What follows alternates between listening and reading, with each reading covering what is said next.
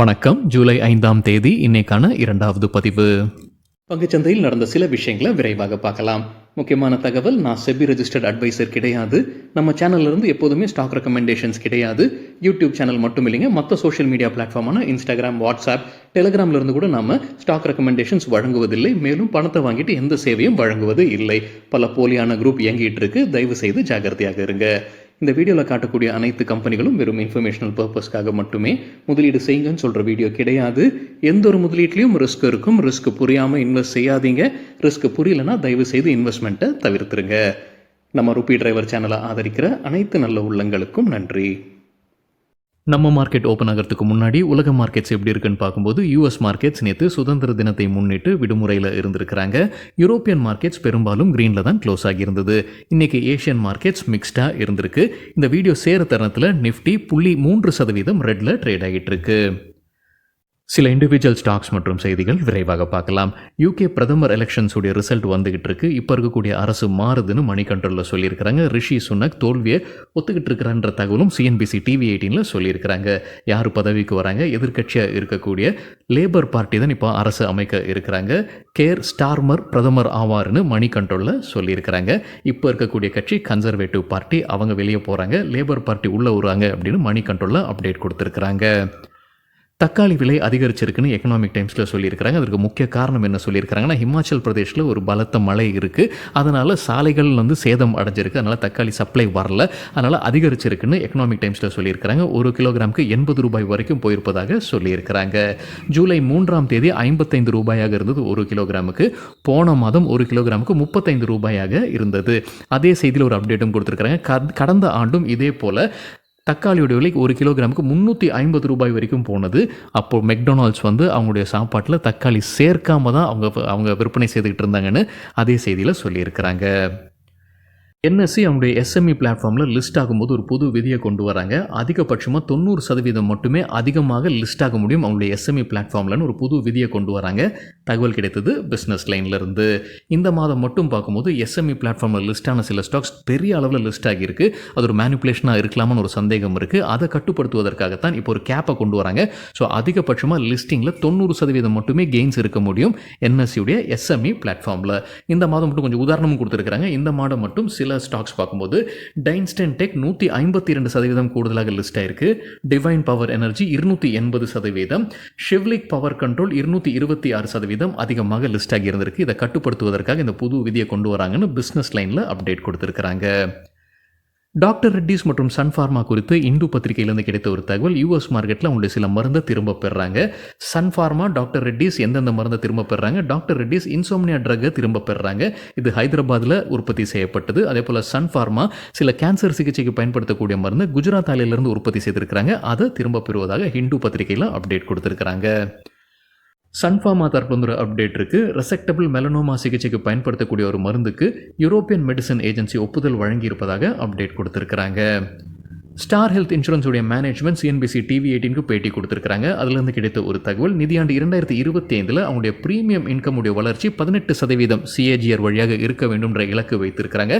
18,000 கோடியை எட்ட வேண்டும்ன்ற இலக்கு வைத்திருப்பதாக சிஎன்பிசி டிவி 18லேருந்து கிடைத்த தகவல்.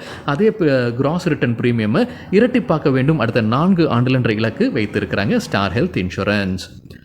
டாடா மோட்டர்ஸ்க்கு இக்ரா கொடுத்துருக்கிற கிரெடிட் ரேட்டிங்கை வெளியிட்டிருக்கிறாங்க. லாங் டேர்முக்கு அப்கிரேட் நடந்திருக்கு. AA AA+ உயர்த்தப்பட்டிருக்கு. Outlook stable.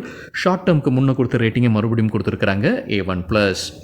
BMW இண்டஸ்ட்ரீஸ்க்கு இந்தியா ரேட்டிங்ஸ் அண்ட் ரிசர்ச் கொடுத்துருக்கிற கிரெடிட் ரேட்டிங்கை வெளியிட்டிருக்கிறாங்க. லாங் டேர்முக்கு அப்கிரேட் நடந்திருக்கு. புது rating A, outlook stable.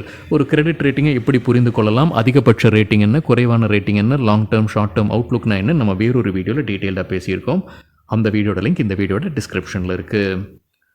Punjab national bank Q1க்கான business அப்டேட்டை வெளியிட்டிருக்கிறாங்க. குளோபல் பிஸ்னஸ் 24.41 லட்சம் கோடிகள், இயர் ஆன் இயர் 10% அதிகரிச்சிருக்கு. குளோபல் டெபாசிட்ஸ் 14.08 லட்சம் கோடிகள், இயர் ஆன் இயர் 8.5% அதிகரிச்சிருக்கு.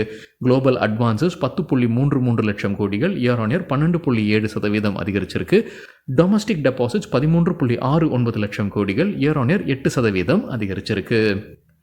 ஏஞ்சல் ஒன் ஜூன் மாதத்திற்கான பிஸ்னஸ் அப்டேட்டை வெளியிட்டிருக்கிறாங்க. அதிலிருந்து கிடைத்த ஒரு தகவல் அவங்களுடைய கிளைண்ட் பேஸ் 24.72 மில்லியன் ஜூன் மாதம் முடிவில் போன மாதத்துடன் ஒப்பிட்டு பார்க்கும்போது 4% அதிகரிச்சிருக்கு. போன வருடம் ஜூன் மாதத்துடன் ஒப்பிட்டு பார்க்கும்போது 64% அதிகரிச்சிருக்கு. ஹட்கோ மார்க்கெட் கேபிட்டலைசேஷன் அடிப்படையில் அப்கிரேட் நடந்திருக்குன்னு சிஎன்பிசி டிவி 8லேருந்து கிடைத்த தகவல். ஸ்மால் கேப்லேருந்து மிட் கேப்பாக அவங்க அப்கிரேட் ஆகிறாங்க. கடந்த ஒரு ஆண்டில் 460% அதிகரிச்சிருக்கு கம்பெனியுடைய ஷேர் பிரைஸ். கடந்த 3 ட்ரேடிங் செஷன்ஸில் 20% அதிகரிச்சிருக்குன்னு அதே சிஎன்பிசி டிவி 18ல் அப்டேட் கொடுத்துருக்காங்க. இப்போ மார்க்கெட் கேபிட்டலைசேஷன் அடிப்படையில் அவங்களுக்கு அப்கிரேட் நடந்திருக்கு. ஸ்மால் கேப்லேருந்து மிட் கேப்பாக உயர்த்தப்பட்டிருக்கு. Macrotech Developers Lodha company business update கொடுத்துருக்காங்க. Q1க்கானது ப்ரீ சேல்ஸ் 4030 கோடி ரூபாய் இந்த Q1ல் இயர் ஆன் இயர் 20% அதிகரிச்சிருக்கு. கலெக்ஷன்ஸ் இயர் ஆன் இயர் 12% அதிகரிச்சிருக்கு. எண்ணிக்கை 2690 கோடி ரூபாய். யூகோ பேங்க் Q1க்கான பிஸ்னஸ் அப்டேட்டை வெளியிட்டிருக்கிறாங்க. டோட்டல் பிஸ்னஸ் 4.62 லட்சம் கோடிகள் இயர் ஆன் இயர் 12% அதிகரிச்சிருக்கு. டோட்டல் அட்வான்சஸ் 1.9 லட்சம் கோடிகள் இயர் ஆன் இயர் 18% அதிகரிச்சிருக்கு. டோட்டல் டெபாசிட்ஸ் 2.68 லட்சம் கோடிகள் இயர் ஆன் இயர் 7% அதிகரிச்சிருக்கு. பிஜிஆர் எனர்ஜி சிஸ்டம்ஸ் தரப்புல அப்டேட் இருக்குது. கம்பெனி ஃபண்ட் ரைசிங் பண்ண போகிறாங்க. 1000 கோடி ரூபாய் வரைக்கும் ரைட்ஸ் இஷ்யூ வழியாக ஃபண்ட் ரைசிங் பண்ண போகிறதாக அப்டேட் கொடுத்துருக்காங்க. ரைட்ஸ் இஷ்யூனா என்ன அப்படின்னு நம்ம வேறொரு வீடியோவில் டீட்டெயிலாக பேசியிருக்கோம். அந்த வீடியோட லிங்க்கும் இந்த வீடியோட டிஸ்கிரிப்ஷனில் இருக்குது. கயா லிமிடெட் கடந்த 2 நாட்களில் நல்லா பர்ஃபார்ம் பண்ணிட்டு இருக்காங்க. நேற்று அப்பர் சர்க்கியூட் 10% எட்டியது. இன்றைக்கும் 10% இன்ட்ராடேல அப்பர் சர்க்கியூட்டை எட்டியிருக்கு. தகவல் கிடைத்தது மணி கண்ட்ரோலருந்து. என்ன காரணம் மணி கண்ட்ரோலில் சொல்லியிருக்காங்கன்னா, அவங்க மேரிகோ நிறுவனத்துடன் ஒரு ஒப்பந்தத்தில் வராங்க. மேரிகோ வந்து நம்ம பேராஷூட் தேங்காய் எண்ணெய் வைத்திருக்கக்கூடிய நிறுவனம். அவங்களுடன் ஒரு ஒப்பந்தத்தில் வராங்க. என்ன இந்த ஒப்பந்தத்தில் செய்ய போகிறாங்கன்னா, கயாவுடைய 75 ப்ராடக்ட்ஸ்க்கு மேலே மேரிகோ வந்து சேல்ஸ் மற்றும் மார்க்கெட்டிங்கை கவனிச்சிக்க போகிறாங்க. ஸோ அவங்களுடைய சேனல் வழியாக விற்பனை நடத்துவாங்கன்றது தான் எதிர்பார்ப்பு, புரிதல். மணி கண்ட்ரோலேருந்து கிடைத்த தகவல் அது ஒரு முக்கிய காரணமாக சொல்லியிருக்கிறாங்க.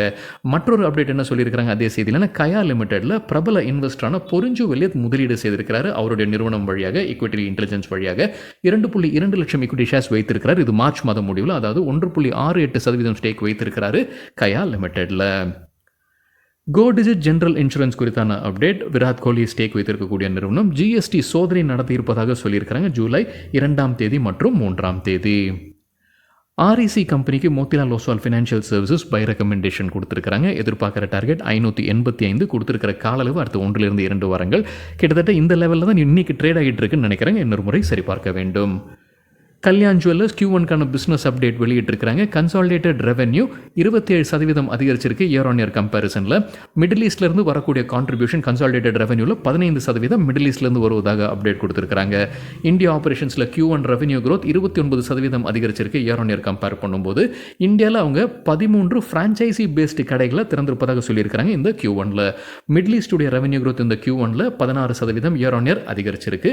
தீபாவளிக்கு உள்ளார யூஎஸில் அவங்களுடைய முதல் கடையை திறப்பதற்கான திட்டம் இருப்பதாக அப்டேட் கொடுத்திருக்கிறாங்க கல்யாண் ஜுவல்லர்ஸ். சரிங்க, இதுதான் சில விஷயங்கள் என்னுடைய பார்வைக்கு எட்டியது. நன்றி, வணக்கம்.